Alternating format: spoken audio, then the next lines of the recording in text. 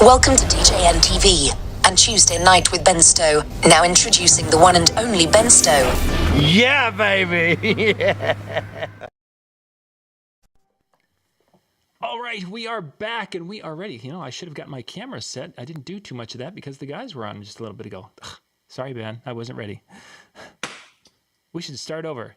Quick, Cat, restart everything. And marker.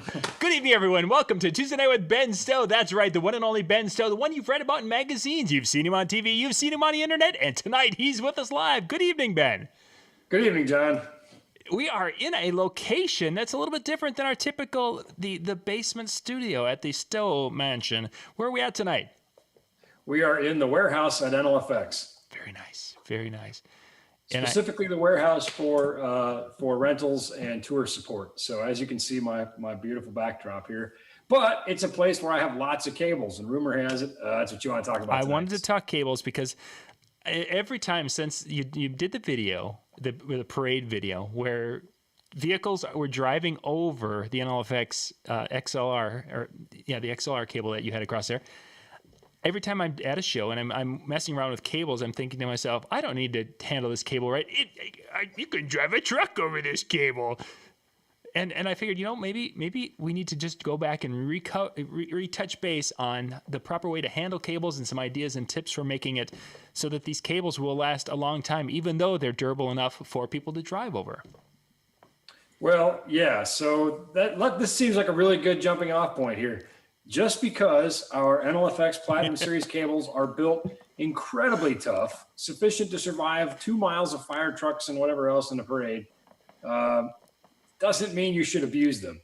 You know, anything you take care of is certainly going to last you longer. And also, just because we guarantee them forever doesn't mean you should do that, because if you do have a failure, you're going to be sad. So if you take care of them and we guarantee them forever, you're going to be in really, really good shape.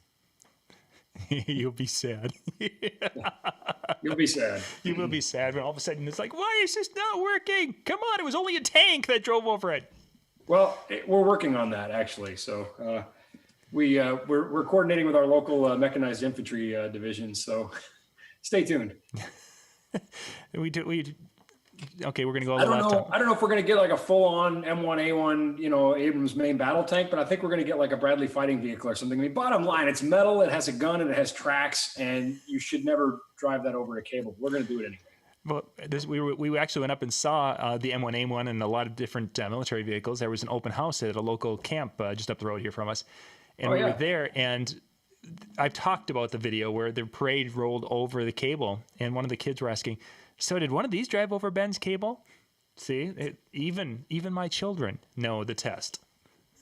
Yeah, unfortunately, no tanks in the parade this year, but our local military folks seem like pretty good sports. They seem perfectly willing to try to destroy that cable. So I said, well, get her done. Let's go. You know, that's fun. So man, let's start off a little bit with. There's obviously ways of winding cable, and we'll get to that, but ways to contain the cable. Now, I see that you've got next to you a very nice looking cable tote case, what have you. Trunk. You know, first, how about a great way to contain people? I just got this in the mail today. Oh, yeah. And I'm really digging it. And your timing could not have been more perfect, because fall has fallen on us like a ton of bricks. It was 50 degrees today, and it's miserably cold. And but it's actually kind of nice and warm in our warehouse. So I'm gonna lose the jacket, but I just had to wear it for you, and you know, let all of our viewers see what kind of incredible swag, you know, DJ NTV insiders are getting. So you know. Yeah, there we go. Thank you. Yeah, that. Here comes the big striptease. You ready? Wait, we're northern Minnesota people. Our striptease with us not too exciting. Yeah, don't make it weird, John. Don't make it weird. Just. I don't know if we can make it more weird than you already started to make it. Oh. All right, okay. Game on. So yes, we have a trunk with cables here, and as you can see, they're sorted here. Some of the shorter lengths, and then 30 foot is kind of my utility length. That's what the vast majority of them are, and then there's some 50s and 100s over here. So. Your mileage may vary. I mean, as far as what you would carry cables in, it really depends on you. Depends on how many cables you're carrying, what you have for space, whether or not you want to carry something, a bag, or you want to carry a tote or a small utility trunk, or a medium-sized utility trunk. And there are certainly bigger trunks than this, so. So now I see in that trunk, of course, you've got them kind of divided by size, as you were mentioning, but they look like they're gathered together and they're being held together well. I'm not seeing them kind of rat tail and intermingle all that much. So just containing the cables, what are you using for that? Well, each cable, and by the way, the very first thing we teach new stagehands when we hire them, the very first thing is how to coil a cable. Yep. If you can't coil a cable, there really isn't anything else we have for you to do. That is just absolutely job number one. So why is that important?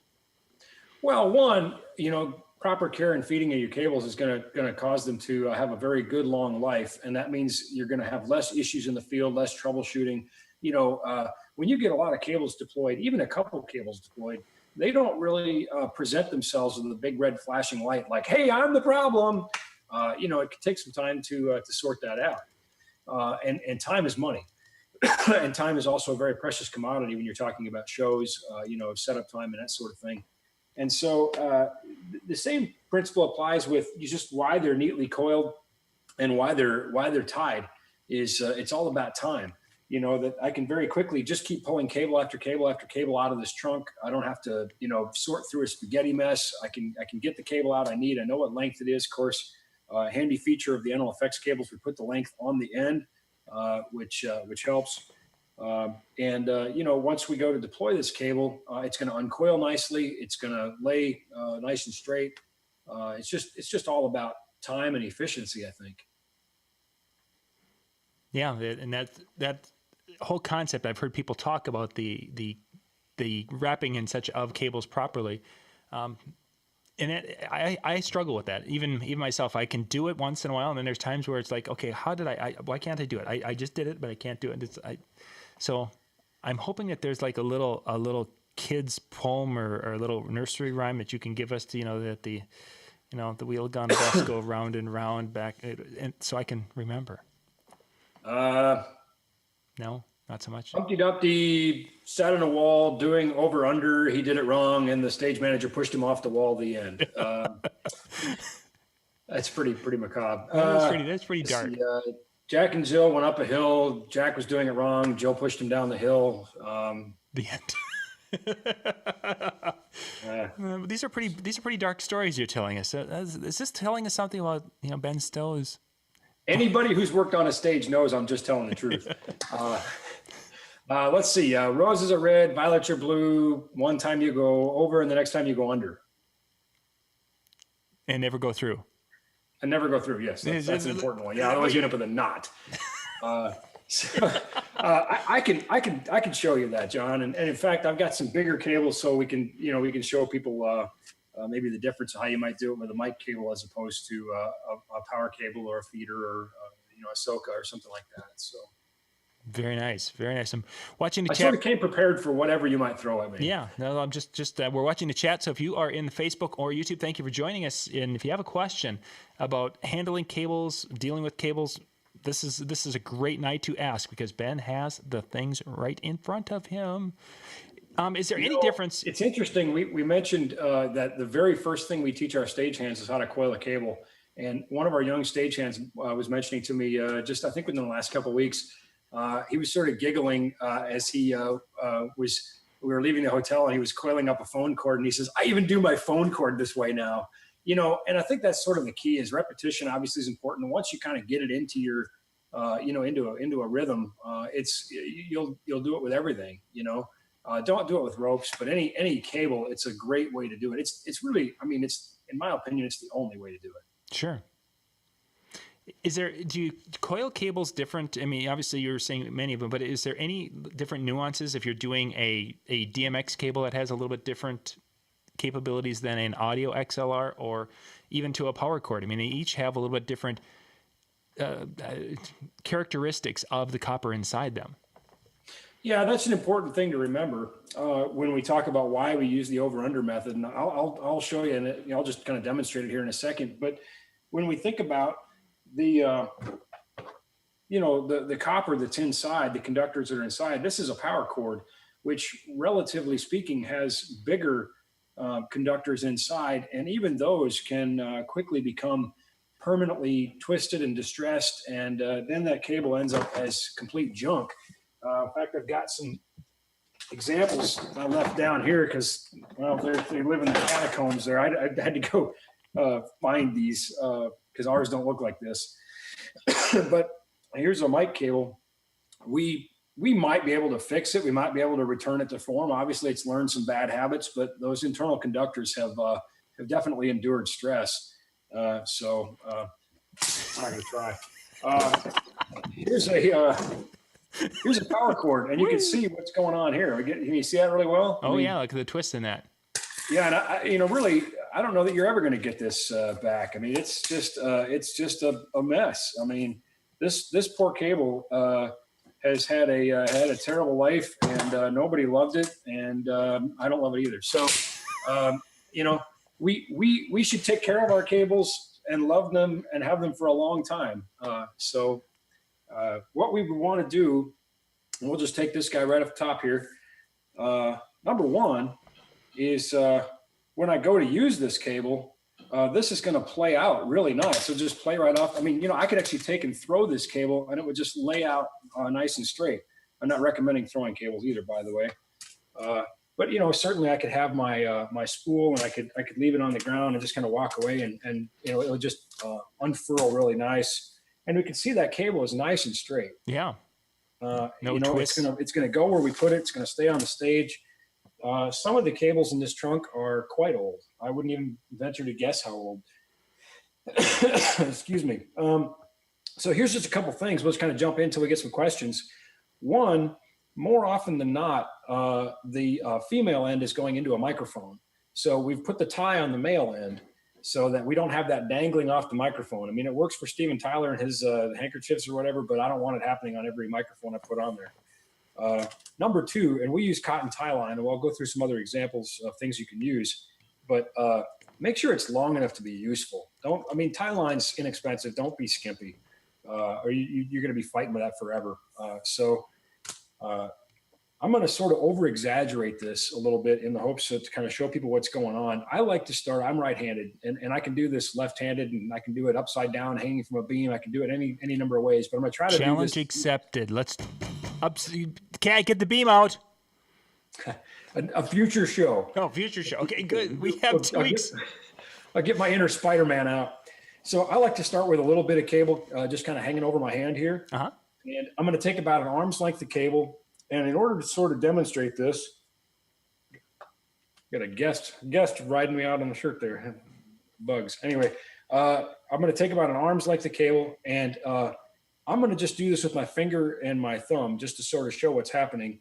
My first wrap is going to be an over, and I'm going to put a slight clockwise twist in the cable. And you can see it just kind of almost wants to lay right there for me, just how it wants to do that. And then again, I'm going to do this in an over-exaggerated way.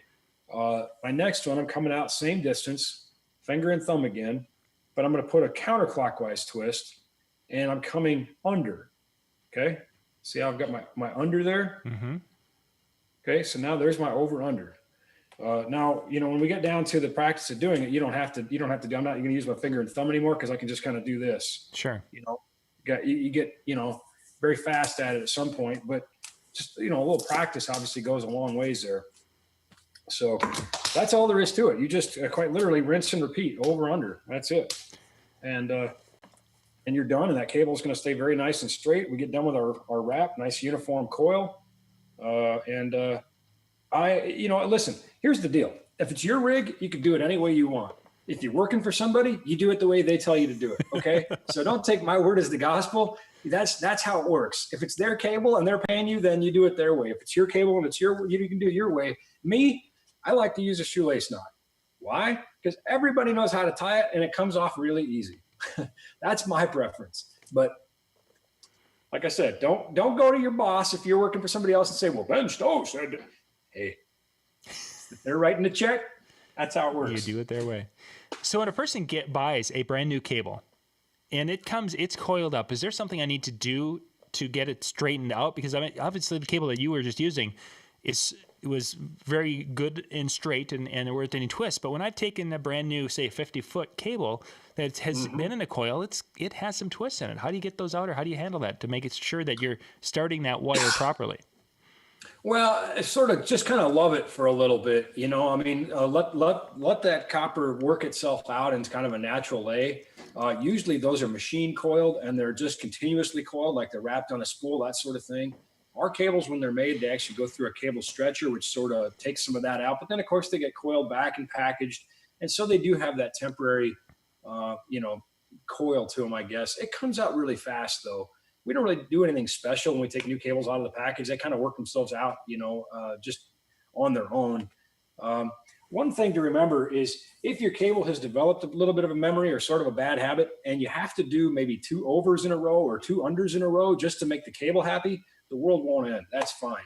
And, don't fight the cable. But as far as doing, anything special, one thing that you can do, particularly if the jacket is presenting a problem for you, is take it out on a nice sunny day, which we are fresh out of here in Minnesota.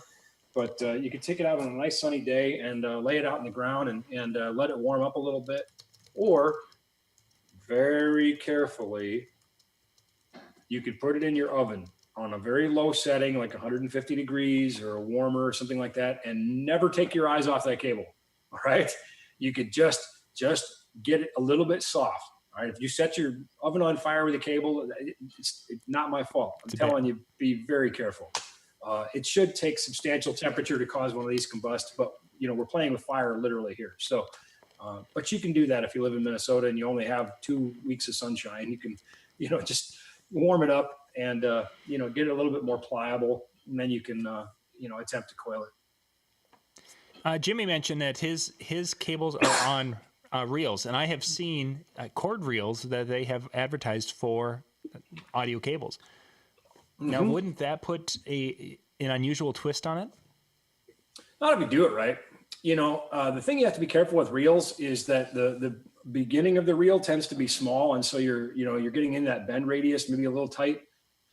But there are, like he said, there are good reels out there, and just be careful that when you're cranking it, you're not winding it too tight, putting too much stress on those internal conductors. Sort of visualize what's happening inside that cable. Especially as we get into heavier gauge wires, which you have some power cables behind you that have larger strands of copper in there. Do you handle those differently? I do. So here's a good example. This is just basically a bare end tail for a tie-in for a feeder, what we use for power in basically a 5-wire 3-phase system. And this is a 2-aught, and our other feeders are 4-aught, which is bigger. 4-aught's bigger than 2-aught, as we talked about in the previous show. So if you can, sort of visualize how big that is, as opposed to, and a 4-aught being bigger, as opposed to some of these smaller cables. One, they're actually a little easier to coil because, it's just pretty much all copper. But 2, they're very heavy. And because I'm kind of a wimp, I didn't grab a 100-footer and I didn't grab a 4-aught. I grabbed a 25-foot 2-aught, okay? Because the whole point here is just about making a demonstration, right? Yeah. Not trying to show off. So here we have a 25-foot 2-aught. And it's already pretty heavy. So, you're talking about 100 pounds for a 100-foot 4-aught cable. That's what I was just going to ask. What pound? What's the weight per foot? Yeah, this is probably only about 16 or 17 pounds, maybe. Okay. I would guess. I am guessing, but it's probably somewhere in there. And where's that cable used? I guess I could. If I wanted to, I could hold that in my hand and coil it. I could do that. Where would that cable be? Oh. And you can see here where I'm just sort of working with the cable to see how it wants to lay, to make it happy, kind of finding where its twists it wants to be. But I could probably coil this 25-footer in my hands. I mean, I know I can. But the thing about feeders is there's rarely just one. Certainly there's going to be 5, and there's probably going to be more. Pretty soon you're going to wear yourself out. Mm-hmm. So we've got a much better way to deal with things like this. And we'll go ahead and have our camera pan down, and I'm going to make the cable a mess down here so we can show you how we can make it not a mess. So, all right, camera ready? Yep, looking good. Okay, so I'm going to do the same thing. I'm just going to do it on the ground. That's all I'm going to do. So I'm going to just lay it down. My first one's an over, and my second one is an under. And then an over, and an under. And then we tie, and we're done. So where is that heavy wire used? What application? This is what delivers power to the system. So there's 5 of these wires. Here we see blue, which represents one of the phases, red, which represents one of the phases, and then you have a black, white, and green, just like you would in your electrical wiring at home. Black, of course, being hot, or in this case, the X phase. We have X, Y, Z phases, and then white being the neutral or the grounded conductor, and then green being ground. And so that is what allows us to deliver the kind of power that the systems we're using requires. That we'll use, these large cables capable of 200 or 400 amps of current carrying capacity. Very nice. And there's some other ways that we other big cables that we have. This one here, let's see, this guy. This is another 3-phase cable, and it's just smaller. It has 10 gauge conductors inside, but here we have our 5 conductors again. So we're carrying 3 phases of power over this cable. And again, this little guy here, I could coil this, in my hands, but if you start getting a 100-footer or a 50-footer, it's going to be hard to hold in your hand. You might even be too big for your hand, but also it can wear you out very quickly. Yeah. So, so that you can keep moving quickly and not get in trouble with the boss, you can just do these on the ground. You can do it very quickly. And, again, we tie it off and we're done. So glad I learned to tie my shoes. Yeah, wow, you're really putting that skill to the test today. And then another example I grabbed, and this one here, I would struggle. I could probably, again, if I wanted to show off, I could probably coil this by hand, but there's no room for pride or heroes on a show. It's just room for efficiency and speed. So here we've got a 50-foot of what we call a SOAPy cable. This carries 6 20-amp circuits up to a lighting rig, and they're used for a few other things, whatever. But this one's only a 50-footer. I grabbed kind of babies here. So you can imagine this is a 50-footer. You can imagine what a 100-footer, would weigh. And again, you're going to wear out. You're going to run out of steam really fast if you're trying to coil those by hand. So coiling even a 100-foot 12-gauge extension cord, which probably every DJ has, being able to do that on the ground might be a really useful thing, particularly if you have small hands. I'm lucky I get, pretty big hands, but still, I'm not getting younger, right? So.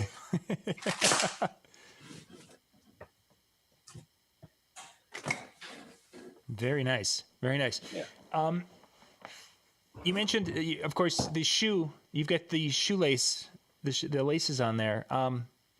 I've seen some that are using a Velcro tie, and I've seen plastic clips. So when I was at the hardware show, that seemed to be like the big cord fetish, we'll call it for lack of a better way to describe it, among some of the booths there. They had these plastic clips where you could put, clip it around your cables and then hang them up on the wall in your garage.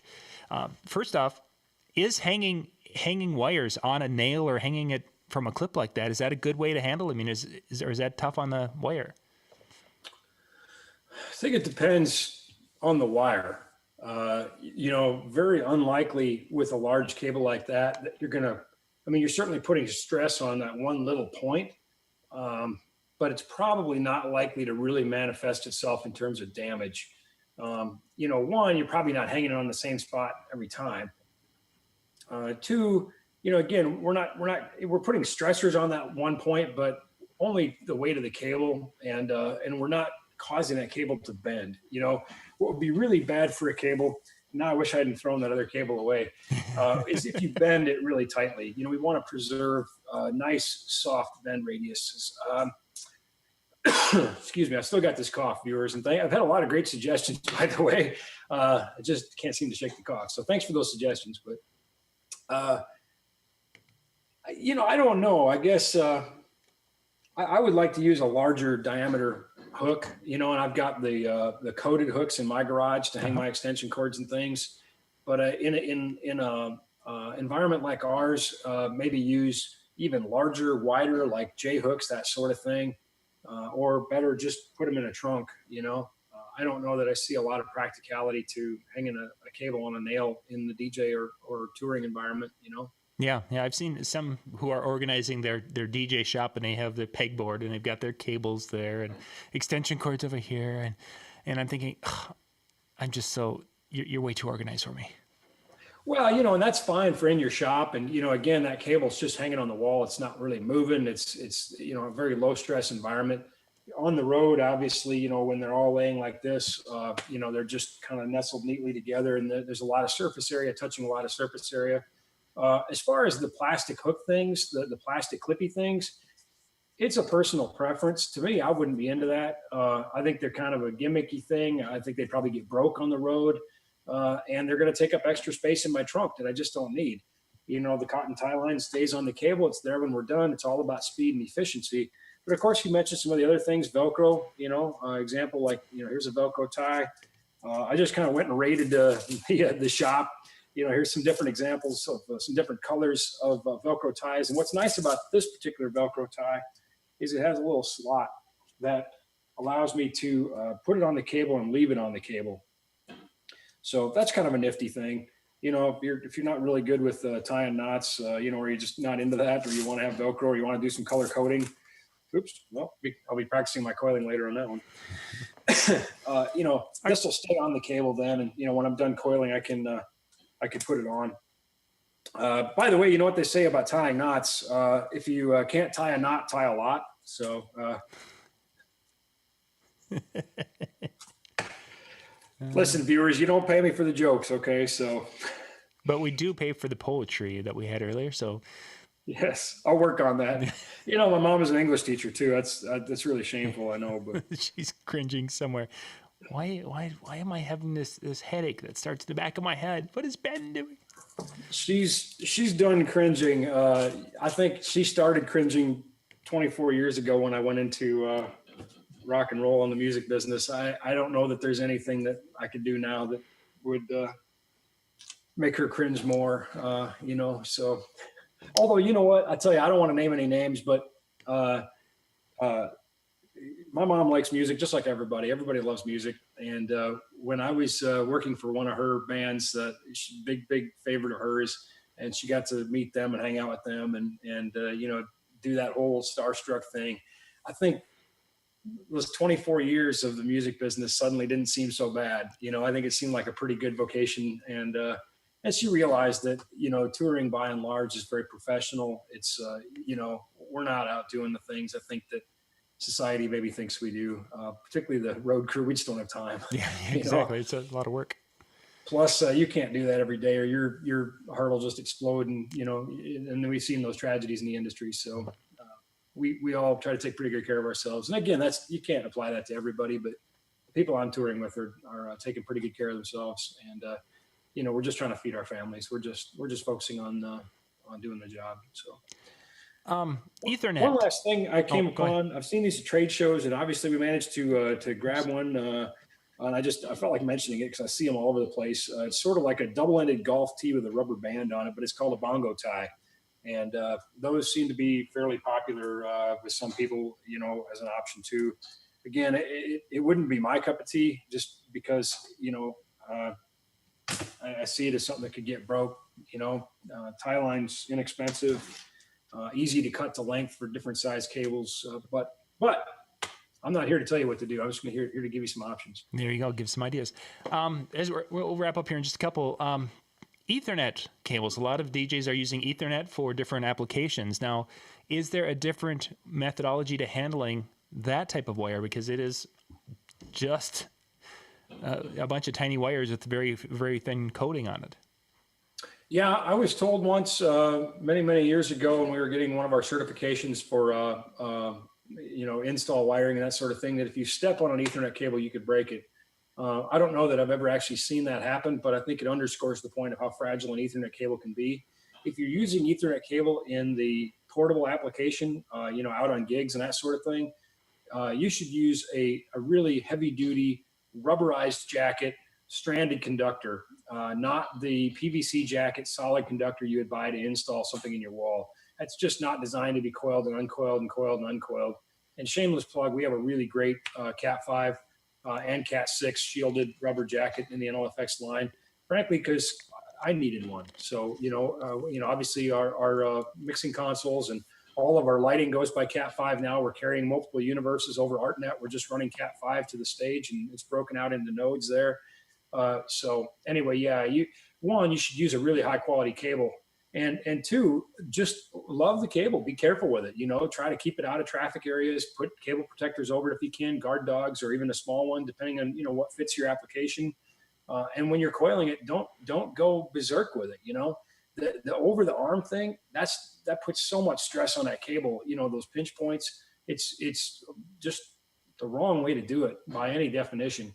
That might be the one time where I would disagree, where I would say if whatever the person who's paying you says, that's what you do it. If they tell you to do it this way, no. I think that's one of those times you just got to say, let me help you.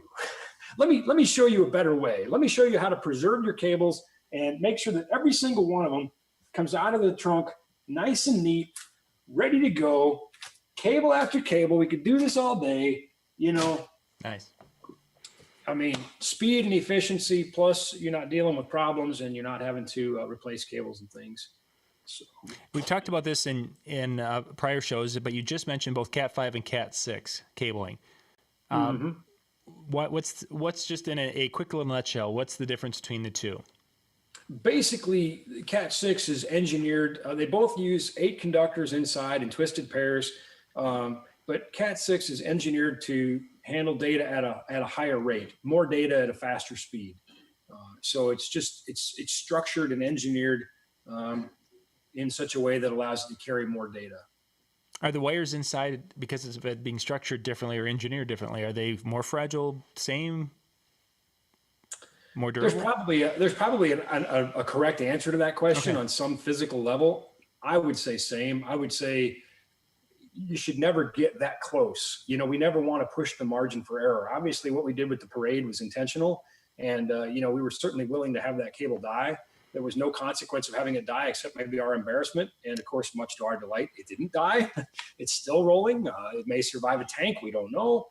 But why risk that at your show? So I don't think I'd get into splitting those literal hairs of whether a Cat 6 or 5 is more fragile. I would just treat them both as incredibly important because they're carrying potentially all of your audio or all of your lighting, but also very fragile. And have backups. Please have backups, no matter what, even if it's our cable. Yes, I have a tremendous amount of faith in these, and we would never guarantee them forever. Forever is a really long time, in case you were counting. But please have backups.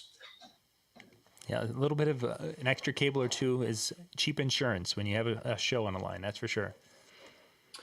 Yeah, gosh, I mean, you depending on what you do, maybe you need more than this, maybe you don't need this much, but the margin for error shouldn't ever be thin. The weakest link in a chain, they can be misplaced, they can be damaged by somebody doing something incredibly dumb. Not even you, but somebody else in the room could do something that could cause damage to your cable during their setup process. It's just a really good idea to have spares.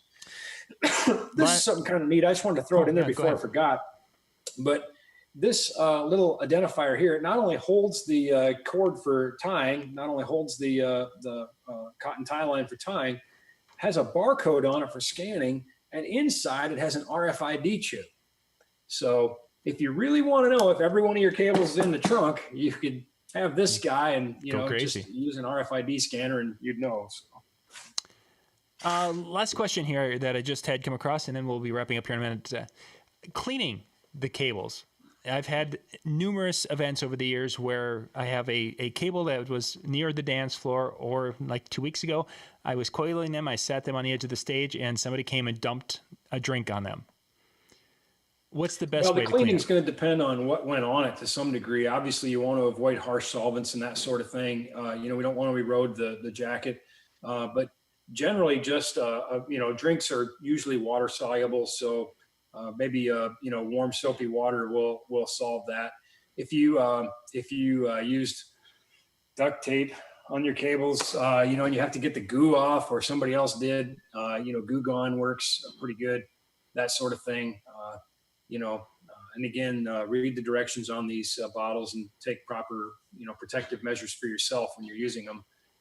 But usually just soap and water, or even just water often is all we'll use. We have a lot of cables that end up going through some horrific things as we do arena shows.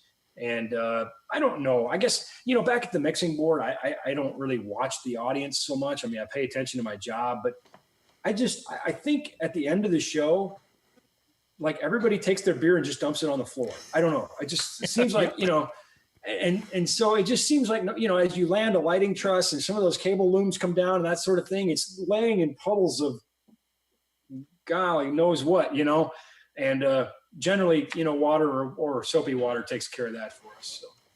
Very nice. Good stuff. Good stuff. For those of you joining us tonight, thank you for being with us. If you are looking for any types of cables, Ben's talked a little bit about the NLFX Pro line of cables. They have got the DMX, the audio cables, the speaker cables, really the whole line. And Kat, who's behind the camera tonight, would love to get you hooked up with those, or Katie, or anyone else up at NLFX Pro. So go check them out at nlfxpro.com. Yep. Whole bunch of coworkers here that would love to talk to you. They'd love to help you, and again, they're guaranteed forever. That's really hard to beat. I got to say, I've had some for a long time, and we haven't gotten to forever yet. I've had many of them cables fail, but never an NLFX Pro. But I've never had a tank run over them either, so that's now a challenge. Well, it's something to look forward to. I think the best proving ground for our cable, and when somebody asked me, I'm actually speaking at a university tomorrow, and the professor that asked me to come in was talking about some of the things that we do. And he said, what made you want to make your own cable? And I said, I wanted a cable I could feel good about using. I wanted a cable I would use. Yeah. And obviously, our proving ground is outside the laboratory. And of course we have all that stuff, but the real proving ground is taking it out in the field. And I'm really proud of how they've held up so far. So we hope you'll like them as much as we like our own. Great stuff. Thank you for the tips and ideas, Ben. Thank you guys for watching. We'll be back in about 20 minutes or so with Brian Red and myself. We'll be coming on. You can find a link over djntv.com, or you can go out to the Facebook page. But we'll be back in about 20 minutes. We'll see you a little later.